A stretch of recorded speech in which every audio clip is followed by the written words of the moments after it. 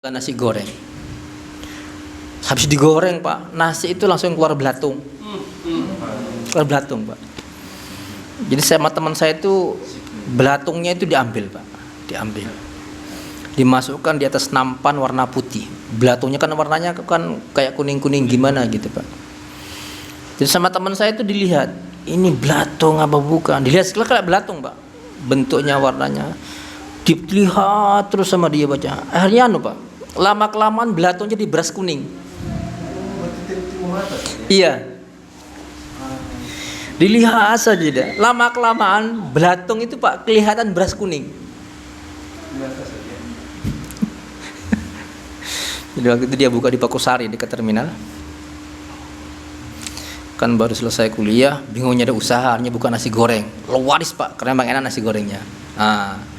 Itu loh Pak. Kadang nasi itu Pak baru diangkat langsung basi. Masih panas, langsung basi. Ada memang Pak. Di sihir itu yuk ada pengaruhnya, tapi dengan syarat apa? Biiznillah, dengan izin Allah Subhanahu wa taala. Sihir itu enggak bisa dibuktikan, Pak.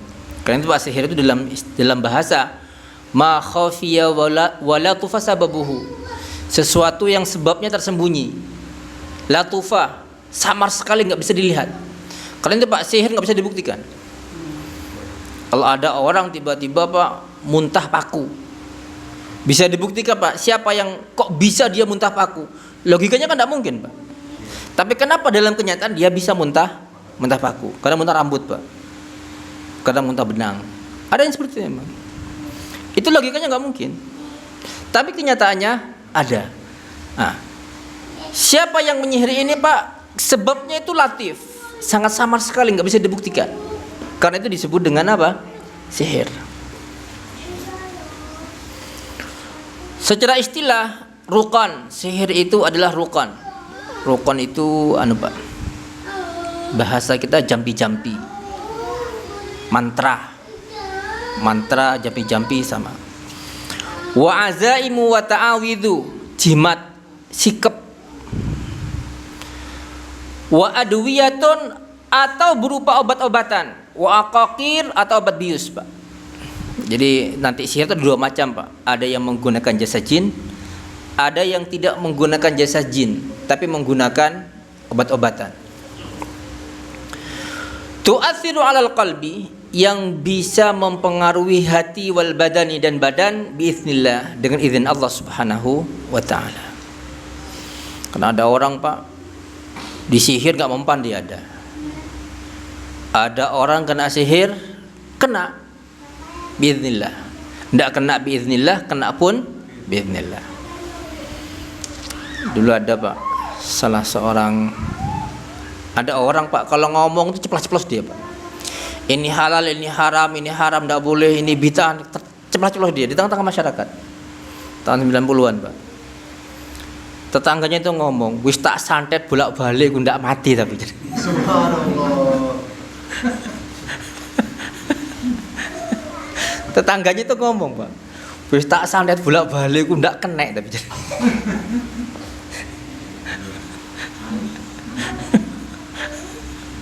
Subhanallah.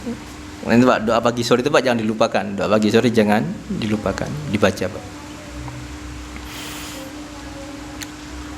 Ya tetangganya ngomong itu Pak, terang-terangan dia ngomong, kita santet bolak-balik. Karena dia secara langsung nggak berani Pak, karena orang yang cepat-cepat orangnya kuat memang, secara fisik kuat. Kemudian diapakan kalau cuma mungkin orangnya juga Pak, ya kalau bela diri ahli lah. Kata tetangganya, tak santet bolak-balik nggak kena tapi gitu. Bismillah. Tapi jangan merasa aman dari sihir. Kenapa?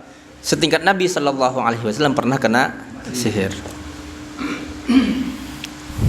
Nabi Musa itu Pak, ketika melihat tukang-tukang Fir'aun itu ngelempar tali-tali mereka dan tokat-tokat mereka, Nabi Musa kan Pak, ya agak minder juga, pernah manusia Pak ya, ada rasa takutnya juga, tapi dikuatkan oleh Allah Subhanahu wa taala. Aqsamus sihri, macam-macam sihir. Yang pertama, sihir yang merupakan syirik besar, pelakunya kafir. Kapan itu? Syirkun akbaru wa huwa alladhi yakunu biwasitatil jinni wasyayatini ya'buduhum wa yataqarrabu ilaihim wa yasjudu lahum liyusallitahum 'alal mashhur. Yaitu sihir yang menggunakan jasa jin, menggunakan perantara jin, wasyayatin, dan menggunakan jasa setan. Ya'buduhum, mereka tukang sihir ini menyembah jin dan setan itu.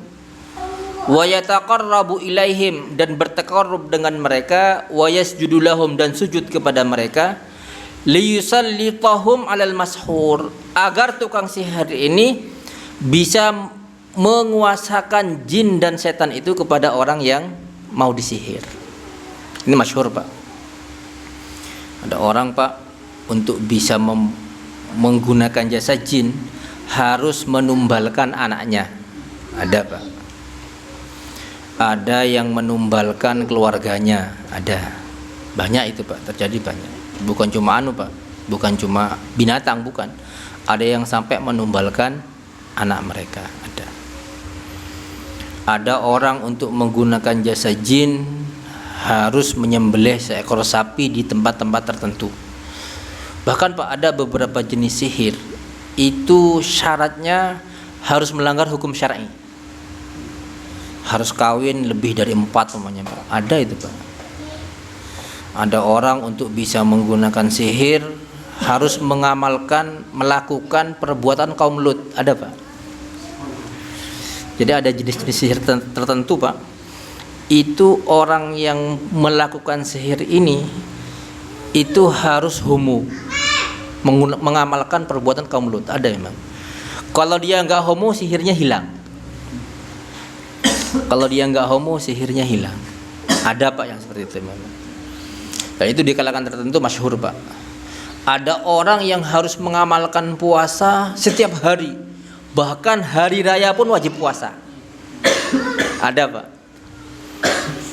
Dalam istilah mereka itu puasa apa namanya, Pak? Ada anunya itu, ada istilah mereka itu. Jadi disyaratkan oleh dukunya, Pak, kalau berpuasa selama setahun, Pak, harus puasa tiap hari meskipun hari raya.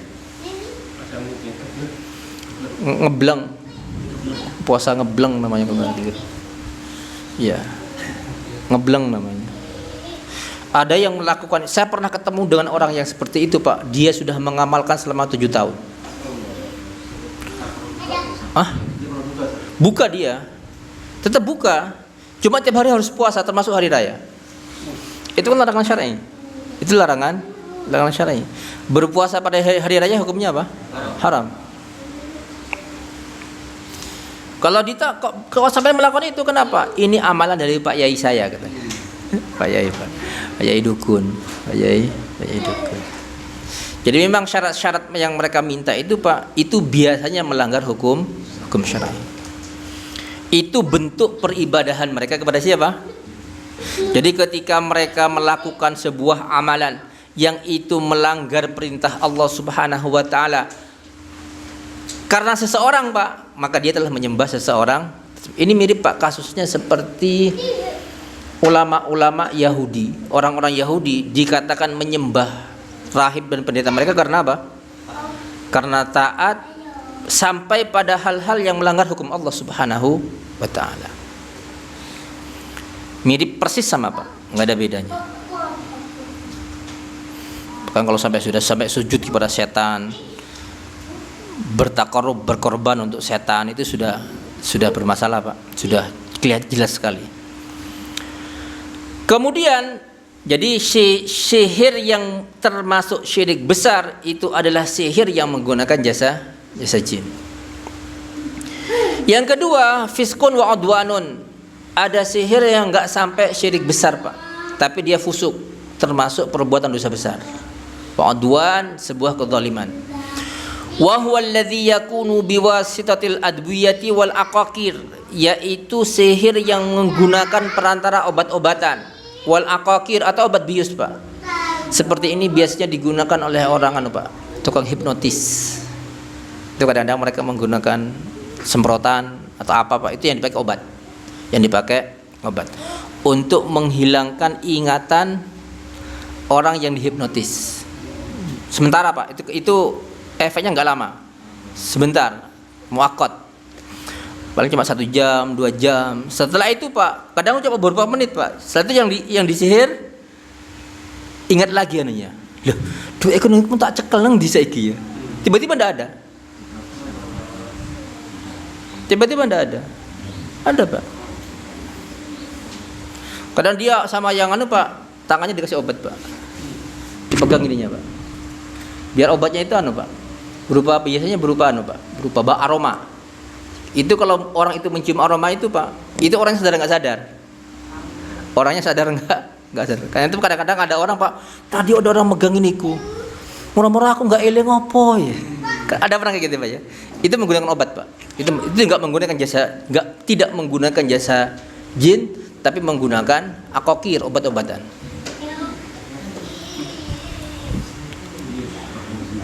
Seperti bius Pak, modelnya seperti bius atau obat semacam apa Pak ya? Aroma untuk menghilangkan ingatan sementara aja. Jadi orangnya itu setengah sadar setengah enggak Pak. Setengah sadar, kadang-kadang diminta apa ya Pak, dikasihkan aja sama dia. Kadang-kadang kok murah-murah takekno ya, dia terasa Pak. Jadi masih setengah sadar dia. Dia sadar kok ketika memberikan. Diminta, dia pegang uang diminta. Ini biasanya di pasar-pasar Pak. Kalau dulu di pasar-pasar banyak sekali, atau di terminal, di kendaraan umum biasanya. Tapi sekarang kendaraan umum sudah nggak terlalu ramai Pak ya. Nggak terlalu ramai sekarang. Wa nahwiha wa min dzalika aidan, termasuk bab ini Pak, kefusukan ini khifatul yad. Orang yang menyihir orang menggunakan kecepatan tangan. Kayak sulap umumnya Pak. Wa tala'ub 'alal a'yun, atau mempermainkan mata. Saya nggak paham kalau yang kecepatan tangan itu Pak, itu sudah umum Pak, banyak terjadi. Hukum sihir. Kalau ada orang melakukan sihir, apa hukumannya Pak? In kana sihruhu minal qismil awal, kalau sihirnya termasuk dari jenis yang pertama, termasuk syirik besar, menggunakan jasa jin, fahuwa kafirun, maka pelakunya adalah kafir, wa yuqtalu riddatan, dan dibunuh qatla riddatin, karena dia murtad. Hafsah itu Pak pernah nyuruh membunuh seorang wanita yang menyihir dia, istri Nabi. Jadi pernah Pak ada seorang wanita menyihir Hafsah, kemudian sama Hafsah disuruh bunuh dia, dibunuh dia. Sihir itu Pak biasanya pelakunya kalau ada laki ada perempuan, tapi kalau pelakunya perempuan Pak, itu pengaruhnya lebih kuat. Yang sihir itu Pak, kalau sihir pelakunya perempuan itu lebih kuat daripada laki-laki. Ini Pak kalau di surat Al-Falaq itu Pak, nafasati fil uqad. Nafasati itu Pak tukang sihir perempuan Pak. Kenapa nggak disebut laki-laki? Karena yang umumnya perempuan Pak, umumnya perempuan. Pak kalau di negeri kita makanya Pak film itu malampir itu Pak. Ini pelet. Iya, semua perempuan nggak ada laki-laki. Karena itu Pak tukang lentre itu Pak nggak ada lakinya Pak, semua perempuan. Iya. Lentre itu Pak masuk ataf, saraf, bisa ataf bisa saraf, membuat orang senang atau membuat orang benci. Itu perempuan Pak. Jadi sihir itu Pak, karena itu Pak di negeri kita sering ini perempuan itu tukang sihir itu Pak. Banyak Pak. Karena memang perempuan itu Pak kalau menyihir pengaruhnya lebih kuat daripada laki-laki. Nah perempuan itu Pak kalau sudah tega Pak, lebih tega daripada laki-laki memang. Iya, itu kelihatan kalau nawar Pak. Kalau jual beli nawar, kalau perempuan nawar Pak, kadang sampai nangis yang jualan. Pikiran saya kok tega gitu loh, sampai berepes yang jualan.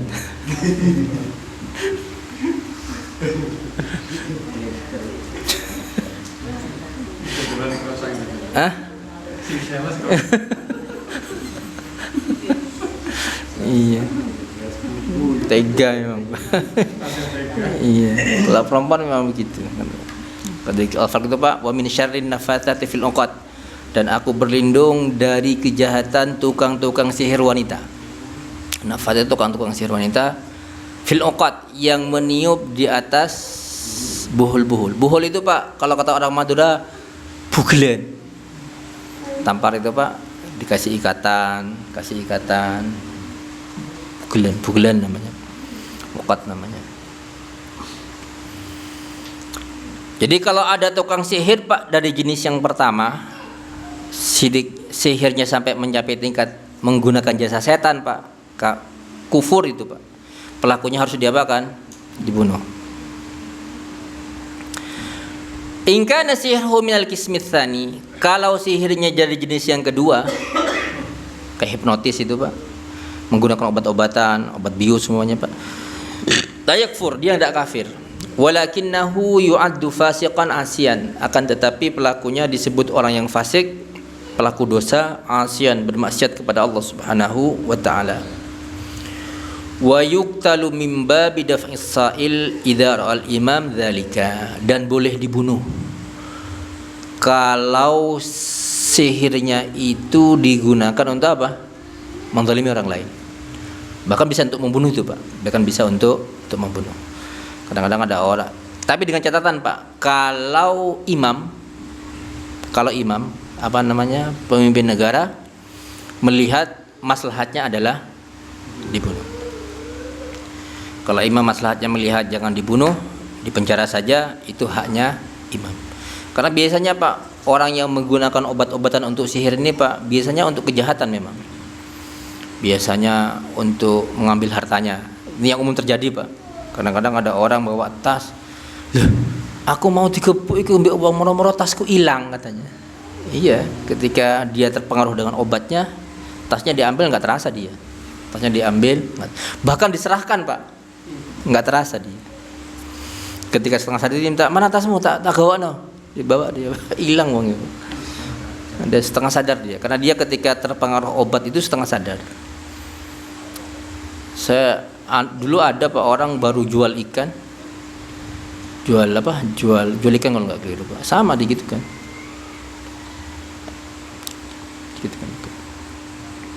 Ya habis uangnya, jual sapi kan. Sapinya kejual, uangnya hilang. Bahkan ada yang jual tanah Pak, baru jual tanah Pak, tiba-tiba uangnya hilang. Baru jual tanah, baru terima uang tanah dia. Bukan kabur Pak orangnya, hanya karena dia nggak enak, dikira menghabiskan uangnya, dia lari untuk kerja nutupi uang yang baru hilang. Waliyadzubillah. Kalau di pasar banyak ini Pak, kalau dulu di terminal banyak.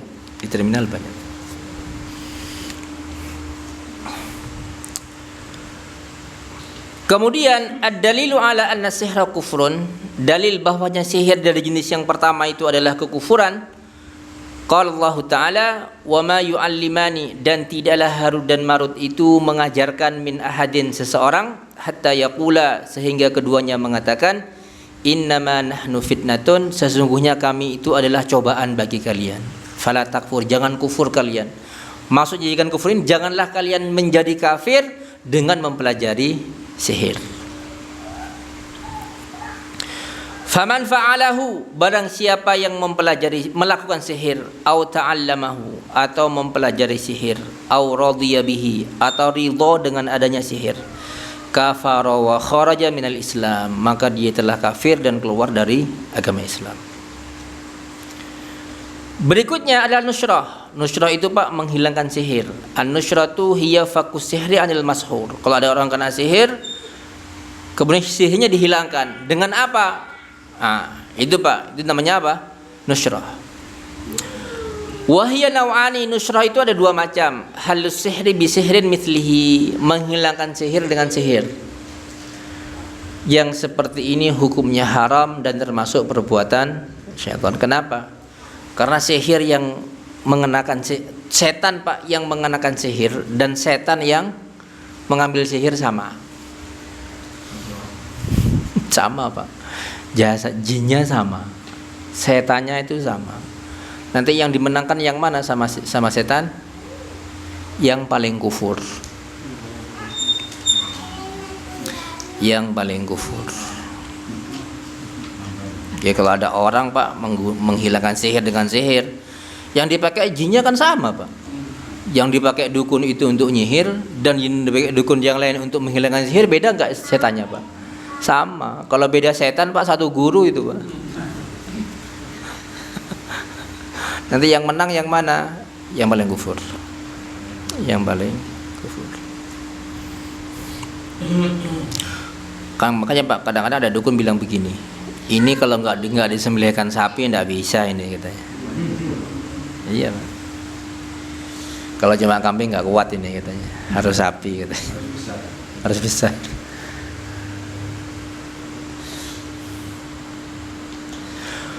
Wahia muharramun wa min amali syaitan, dan itu adalah haram termasuk perbuatan syaitan. Yang kedua, halus sihri birruqyah wa ta'awudzat asy'ariyah wal adwiyah al mubahah. Menghilangkan sihir dengan ruqyah syar'iyah, dengan bacaan-bacaan yang diajarkan oleh Rasulullah sallallahu alaihi wasallam, atau menggunakan obat yang dibolehkan, tidak apa-apa. Ada Pak beberapa jenis sihir yang bisa hilang dengan obat, termasuk diantaranya bekam. Jadi bekam itu bisa menghilangkan pengaruh sihir. Jadi bekam itu bisa menghilangkan pengaruh sihir. Fahadza jaizun la syai'a fi. Ini tidak mengapa, dibolehkan dan tidak mengapa. Kemudian at-tablighu 'anis saharati wa tahdhir minhum. Bagaimana kalau kita tahu si fulan tukang sihir, kasih tahu orang-orang Pak, kalau itu adalah tukang sihir. Dengan syarat Pak, taunya apa? An ilmin, betul-betul tahu bahwasanya dia betul-betul tukang sihir. Ada Pak orang yang tahu Pak. Kenapa? Dia bermuamalah dengan dia. Ada orang Pak bermuamalah dengan tukang sihir. Setelah dia taubat, ngerti Pak, dia keluar, tidak bermuamalah dengan tukang sihir ini Pak. Yang tahu ini Pak, kasih tahu yang lain, itu tentang bahaya tukang sihir. Iya Pak, sampai ada orang itu Pak berpecah, tidak bermuamalah lagi dengan tukang sihir gara-gara Pak, ada orang barangnya itu dia ambil sama tukang sihir ini kayak Pak, kayak apa namanya? Bukan gaib Pak. Tiba-tiba dikasihkan aja gitu. Jadi kayak nggak ada, kayak kena hipnotis itu dah Pak. Setiap dia punya harta dikasihkan gitu aja. Ada seperti itu Pak. Kayak dipeloroti. Kayak dipeloroti. Akhirnya dia sadar loh. Aku kerja soro-soro kok moro-moro aku duwe iki kok dian. Akhirnya dia belajar agama dia Pak. Oh ini haram, ini ngerti dia Pak. Berhenti dia Pak. Dan orang ini tahu betul Pak, sihirnya menggunakan apa tahu dia. Ada orang Pak biasa menyihir orang menggunakan darah gagak. Darah gagak, burung gagak. Ada yang menyihir orang itu Pak menggunakan wasilahnya Pak, menggunakan air hujan yang turun pertama kali setelah musim kemarau. Hah? Nunggunya lama Pak, nunggunya lama. Jadi dia menyihirnya Pak menggunakan air hujan yang pertama kali turun setelah musim kemarau. Subhanallah Pak. Jadi macam-macam caranya Pak. Macam-macam caranya. Ini yang ngomong Pak yang pernah mengalami. Yang pernah mengalami Pak. Melihat itu.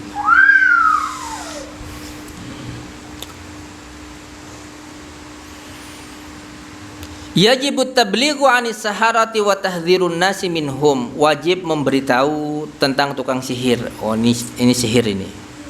Wa tahdhirun nasi minhum, dan wajib menjelaskan, memperingati manusia dari para tukang sihir. Kenapa?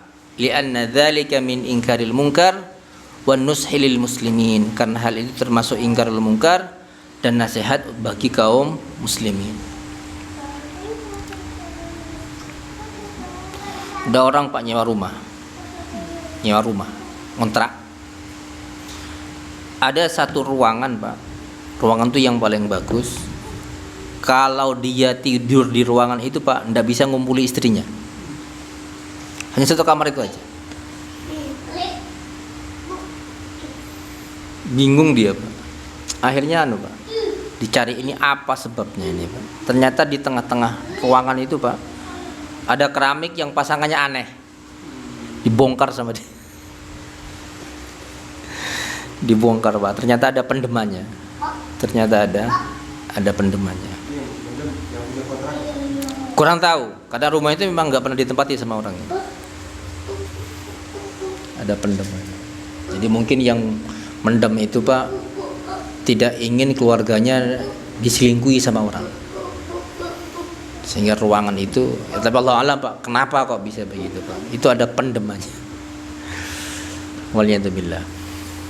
Jadi sihir itu, Pak, berpengaruh dengan apa? Izin Allah Subhanahu wa ta'ala. Bahkan ada orang itu, Pak, satu rumah matinya aneh, Pak.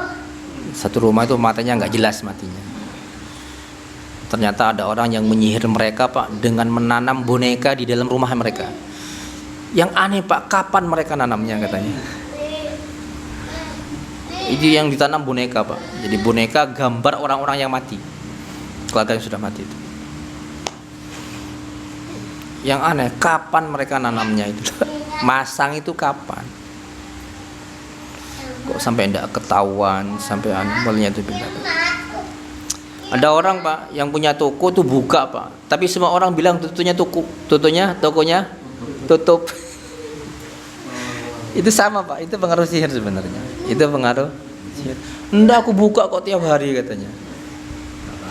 Saya punya tetangga, Pak, tetangga rumah itu, Pak, dia nyelengi uang, Pak, setiap hari antara 50.000, 20.000, 10.000, Pak. 2.000 pernah.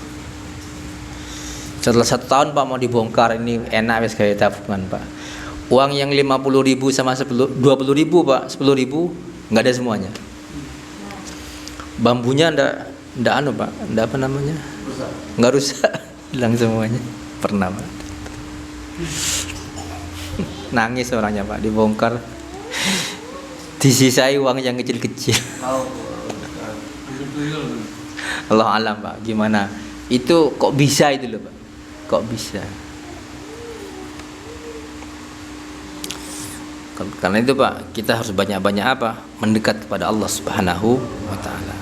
Karena sihir itu, Pak, akan berpengaruh dengan izin Allah Subhanahu wa ta'ala. Sihir itu kayak anjing, Pak.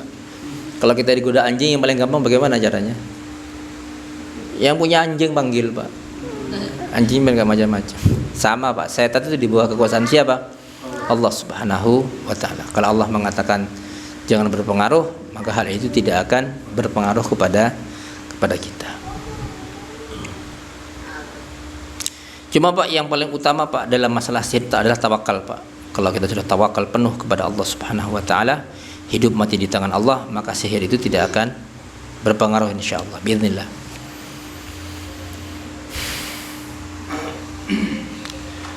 Kemudian alamatun yu'rafu biha as-sahir. Di antara ciri-ciri, Pak, yang bisa diketahui ini tukang sihir apa bukan. Idza wajadta alamatan wahidatan min hadhil alamat, jika engkau mendapati satu tanda di antara tanda-tanda ini, fi ahadil mu'alijin, yang diminta oleh orang yang mengobati, fahuwa sahir bila adna syakin, maka orang itu pasti tukang sihir, tidak ragu sama sekali. Yang pertama, yas'alul maridha an ismihi wasmi ummihi.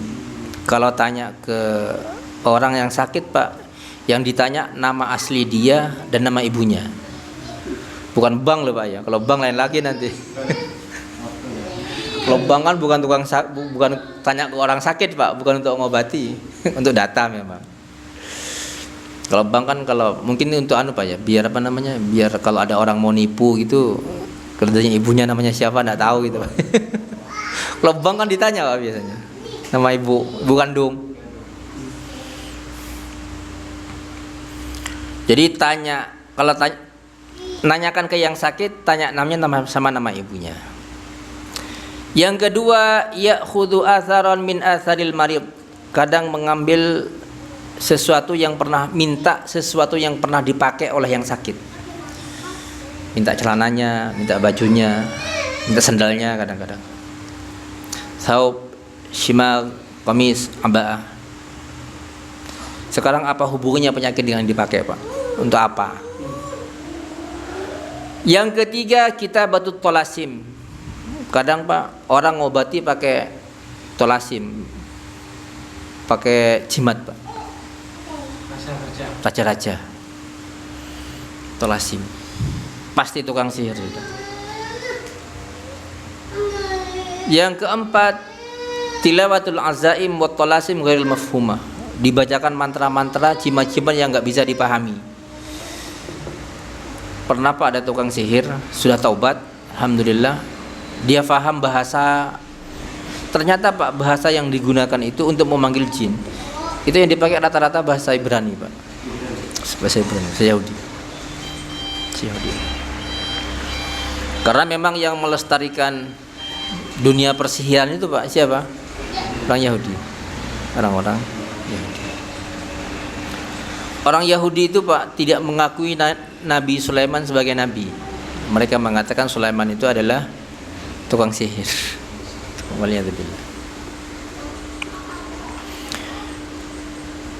Yang kelima, ahyanan yatlubu hayawanan bi sifatin muayyanatin liyadhbahahu wa la yadhkuru ismallahi alaihi. Kadang-kadang tukang sihir itu Pak meminta binatang dengan sifat-sifat tertentu. Ayam hitam polos atau putih polos, atau ayam wale namanya Pak. Ayam wale. Atau ayam wale Pak ya? Yang bulunya terbalik. Bulunya apa? Melendung-melendung. Atau minta ayam cemara. Ayam cemara itu Pak. Ayam cemara yang bulunya runcing-runcing kayak landa. Bulunya itu kayak landa. Jadi nggak ada bulu halus, itu nggak ada. Kayak jarum gitu. Kalau sudah itu yang diminta Pak, pasti sihir itu dah Pak. Pasti sihir. Wa rubbama lattaha bidamihi amakinal alam. Bahkan kadang-kadang orang yang dukun itu, tukang sihir itu melumuri pasien dengan darah binatang yang diminta. Bagian yang sakit dilumuri darah. Au yarmi bihi fi makanin kharib, atau dibuang di sebuah tempat yang kharib. Kharib itu Pak, bangunan-bangunan enggak ditempati Pak. Oh, ini jinnya yang di sini nih. Kamu kena sihir di sini, dibuang di sini. Pernah lihat Pak ya? Iya. Kadang di tempat-tempat yang ditengarai angker. Sebenarnya Pak, ketika menyembelih itu Pak dibuang di situ, maunya apa itu Pak? Bertakarrub kepada siapa? Sing bau reksa. Kerjasamanya. Ada orang Pak dibawa kepada orang pintar katanya Pak. Hanya datang ke goblok-goblok Pak. Bawa orang pintar, kata oh ini kena sihir ini katanya. Oleh orang di sana. Itu Pak diobati dengan cara dimasukkan ke dalam air Pak. Sampai mati anaknya. Ngomong ibunya, simpen aja anak ini, nanti hidup itu dia. Sampai 4 bulan Pak. Iya. Dia nggak hidup Pak, mati.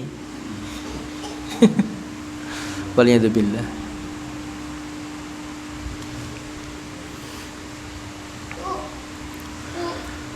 Atau yang keenam, i'ta'ul marid hijaban yahtawi ala murabba'atin bidakhiliha hurufun aw arqam. Atau si pengobat yang ngobati itu memberikan hijab, memberikan sejenis kain. Di situ ada tulisan-tulisan jimatnya Pak. Pakai jin sudah Pak. Itu pasti jin sudah. Yang menggunakan jasa jin. Ada angka-angkanya kadang-kadang Pak. Ini apa? Ini angkanya. Ain, ta, mim, kha, macam-macam pokoknya Pak. Yang ketujuh, yutamtimu bikalamin ghairi mafhum. Dia ngeremeng dengan ucapan-ucapan yang enggak jelas maunya apa. Baca mantra biasanya Pak. Dengan ucapan-ucapan yang enggak jelas. Au yu'ti lil maridi awraqan yahrikuha wa yatabakharu biha, atau mengobati dengan cara dikasih kertas Pak. Kemudian dibakar, nanti apa namanya? Asapnya diginikan. Kalau obat enggak apa-apa Pak, kan ada obat pakai memang pakai semacam kayu untuk melonggarkan pernafasan biasanya. Ada emang. Tapi kalau nggak ada hubungannya dengan itu Pak, ini untuk menghilangkan penyakitnya apa nggak tahu Pak dukunnya Pak. Orang Pak kalau datang ke dukun mesti Pak, oh ini kena ini. Omongnya mesti gitu Pak, oh kena ini. Semuanya Pak, sakit apa aja kena sudah. Kenapa? Ya kena sakit sebenarnya. Tapi maunya kalau dukun yang ngomong Pak, maksudnya kenapa? Kena guna-guna. Dia menggunakan jasa dia. Biar menggunakan jasa dia. Dia ke dokter enggak, oh ini sakit sampean Mas. Sakit ini nih sampean, coba minum obat ini. Logis Pak.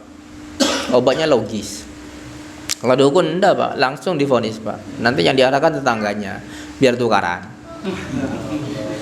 Ujung-ujungnya tukaran. Subhanallah Pak. Perdukunan itu marak karena orang enggak paham agama. Bukan karena goblok Pak, karena enggak paham agama. Karena banyak apa orang-orang yang secara akademis pinter-pinter tapi sih seneng kedukun. Iya Pak. Dukunnya tingkat tinggi kalau enggak gitu Pak. Yang dipakai tingkat tinggi katanya. Yang ke-9, si pengobat itu memberikan kepada yang sakit sesuatu yang harus dia pendam di tanah. Dapat. Waliyadzubillah Pak. Jadi perdukunan ini sudah marak Pak, di negeri kita marak sekali Pak. Bahkan ada di beberapa tempat itu Pak, kalau ada orang ngomong perdukunan Pak, nggak digubris Pak yang ngomong. Iya, saya punya teman itu Pak, kan main kajian kita Pak Kida, sampai bab perdukunan Pak, setelah menyerahkan bab dukun sama jimat, yang taklim hilang semua Pak.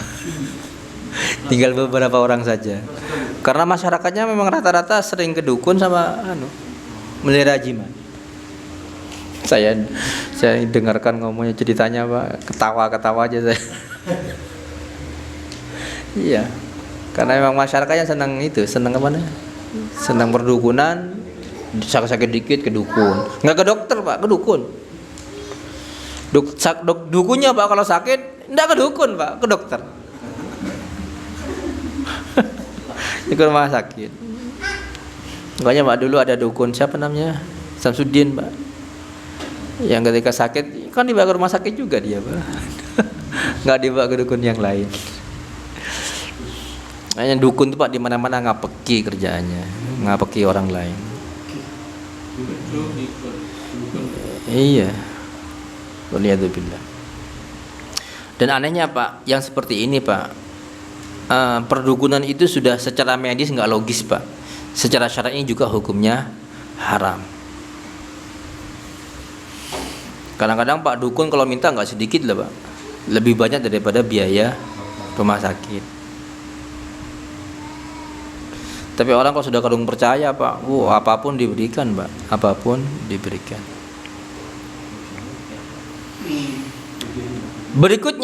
Bab berikutnya adalah bab al-kahanati wal irafati, bab perdukunan dan ramal. Bab perdukunan dan ramal. Dukun itu siapa? Dukun itu huwallazi yukhbiru amma fil mustaqbal. Dukun itu adalah orang yang mengabarkan sesuatu yang akan terjadi di masa yang akan datang. Tapi antodikil jinni wasyayatin, menggunakan jasa jin dan setan. Ada orang Pak, mungkin sampean pernah melihat, dia tidak pernah ketemu sampean, tidak pernah kenal dengan sampean, tiba-tiba dia mengabarkan semua tentang sampean yang pernah sampean lakukan. Bahkan dia bisa menyebut nama bapak sampean, ibu sampean, keluarga-keluarga sampean Pak. Pernah ngeliat seperti itu Pak? Saya pernah Pak, tahu sendiri saya. Jadi saya dengan orang tidak pernah ketemu, tapi dia langsung menyebut nama keluarga saya dari mana semua tahu Pak dia. Itu kok bisa terjadi Pak yang seperti itu Pak? Apakah dia tahu perkara yang gaib? Enggak. Orang seperti itu Pak, sebenarnya dia kerjasama dengan jin. Jin yang kerjasama dengan dia itu kerjasama dengan jin yang bersama saya. Korin namanya. Itu korin namanya Pak. Jadi dia taunya tentang saya itu bukan karena dia hebat Pak, bukan. Karena jin yang bersama dengan saya, Korin, kerjasama dengan jin yang dia pelihara, mengabarkan tentang saya. Karena ada orang Pak, orang dari kita boleh bego, keng tangkarap lah tahu kade. Pernah nggak seperti itu Pak ya? Sakti orang deh, bukan sakti itu Pak, bukan sakti.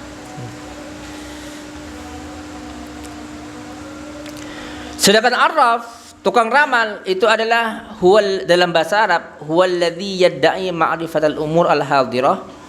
Orang yang ngaku tahu perkara-perkara yang ada sekarang, ka ma'rifati makanil masluk wadh-dhalati biturukin khafiyah.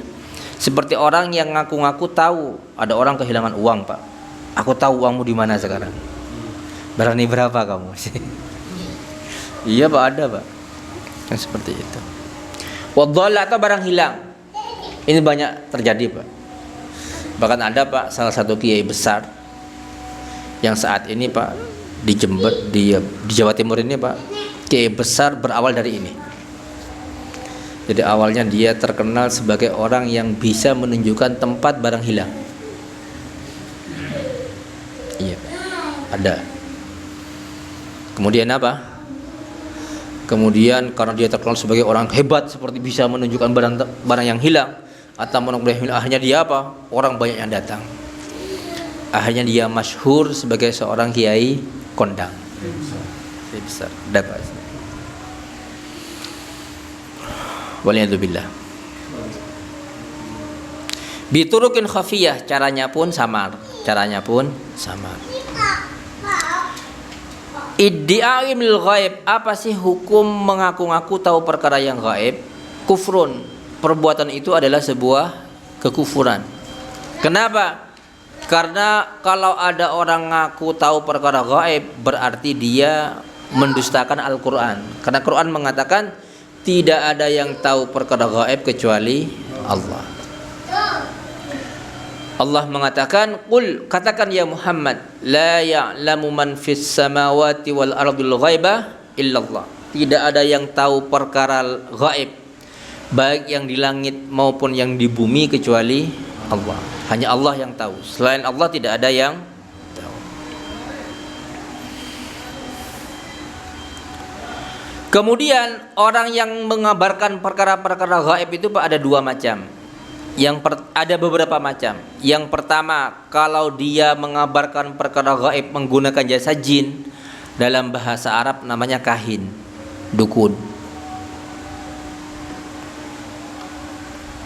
Kalau dia mengabarkan perkara gaib dengan cara garis tanah Pak, meramal dengan pasir dia.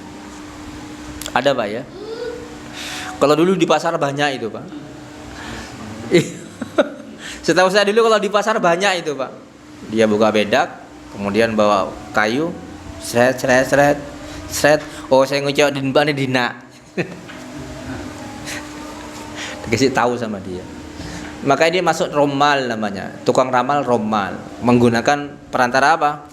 Tanah, pasir. Kalau ada orang mengabarkan perkara gaib dengan cara ilmu perbintangan Pak, namanya apa? Munajim, ahli nujum namanya Pak. Dan ini banyak Pak. Makanya Pak zodiak itu Pak, hati-hati Pak. Itu babnya bab ini. Zodiak. Ya, dulu kan ada Pak. Sekarang itu Pak. Kalau sekarang lebih gampang malah. Kalau dulu zodiak itu di Jawa Pos munculnya hari Ahad cuma. Ini Pak, dulu kalau di pondok langsung ditutup itu Pak. Langsung ditutup. Sekarang pakai HP Pak. Pakai aplikasi sekarang. Waliyadzubillah. Itu kasih tahu Pak anak-anak kita. Kadang-kadang anak perempuan Pak, kalau sudah senang sama laki-laki Pak, yang dilihat zodiaknya.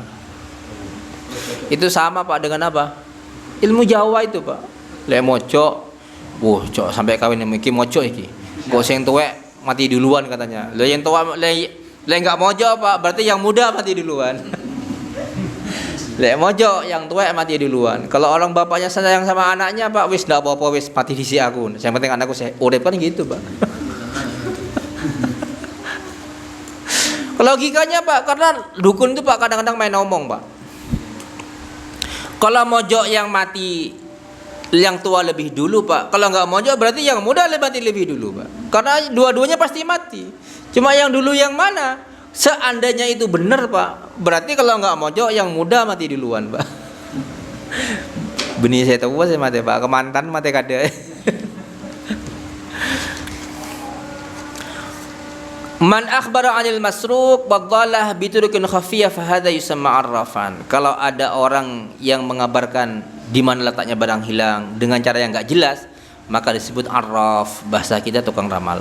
Bahasa kita tukang ramal. Cara seperti ini Pak di beberapa negara Afrika masih banyak dipakai Pak. Pakai cermin mereka.